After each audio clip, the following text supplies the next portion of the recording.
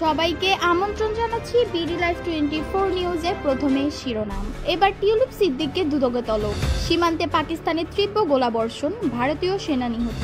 শেখ হাসিনার ব্যক্তিগত কর্মকর্তা সায়েন্স ল্যাবে গ্রেফতার। এতক্ষণ শুনছিলেন শিরোনাম, এখন বিস্তারিত। ক্ষমতাচ্যুত সাবেক প্রধানমন্ত্রী শেখ হাসিনার পর এবার তার ভাগ্নি ও যুক্তরাজ্যের এমপি টিউলিপ রিজওয়ান সিদ্দিককে জিজ্ঞাসাবাদের জন্য তলব করেছে দুর্নীতি দমন কমিশন দুদক। যদিও ভিন্ন মামলার তদন্তে বক্তব্য নেওয়ার জন্য তাকে তলব করে নোটিশ দেওয়া হয়েছে। ইস্টার্ন হাউজিং লিমিটেডের কাছ থেকে ঘুষ হিসাবে ফ্ল্যাট নেওয়ার অভিযোগের মামলা তদন্তে আসামি হিসাবে বক্তব্য দেওয়ার জন্য আগামী 14 মে সকাল 10টায় দুদকের প্রধান কার্যালয়ে হাজির হওয়ার জন্য অনুরোধ করা হয়েছে। গত 7 মে দুদক থেকে পাঠানো নোটিশ সূত্রে এসব তথ্য জানা গেছে। ওই নোটিশ ধানমন্ডি আবাসিক এলাকা গুলশান 2 এর বাসার ঠিকানায় পাঠানো হয়েছে বলে জানা গেছে।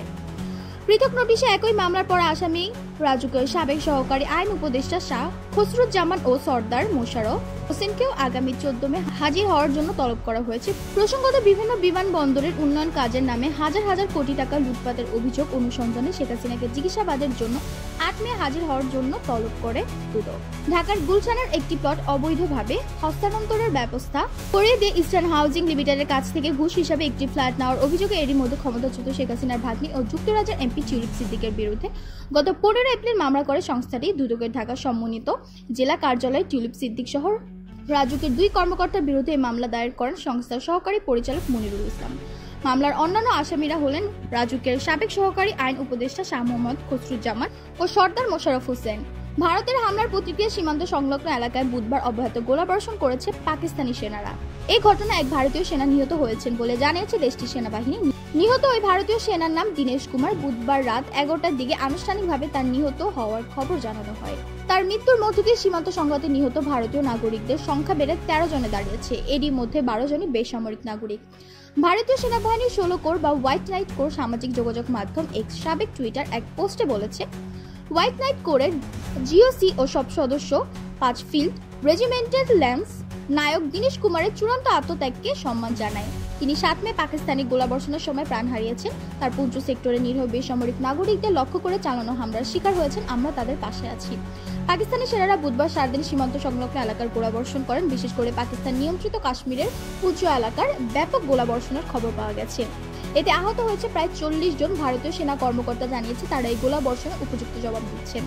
পাকিস্তান ও পাকিস্তান নিয়ন্ত্রিত কাশ্মীরের ভারতীয় হামলার পর থেকে সীমান্তে ভারী গোলাবর্ষণ শুরু করেছে পাকিস্তান।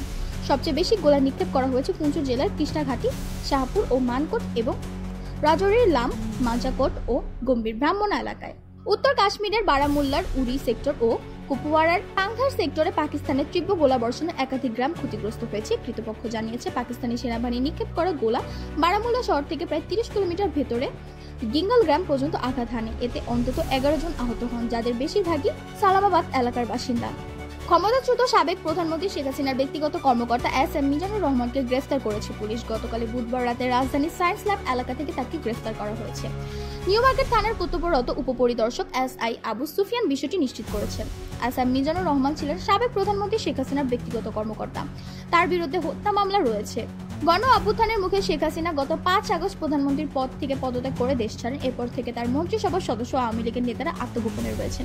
কেউ কেউ দেশ ছেড়েছেন, অনেকে গ্রেফতার হয়েছেন। দেশ বিদেশের তথ্যবহুল সংবাদ সবার আগে পেতে বিডি লাইভ 24 নিউজ ইউটিউব চ্যানেলটি সাবস্ক্রাইব করুন ও ফেসবুক পেজটি ফলো করুন।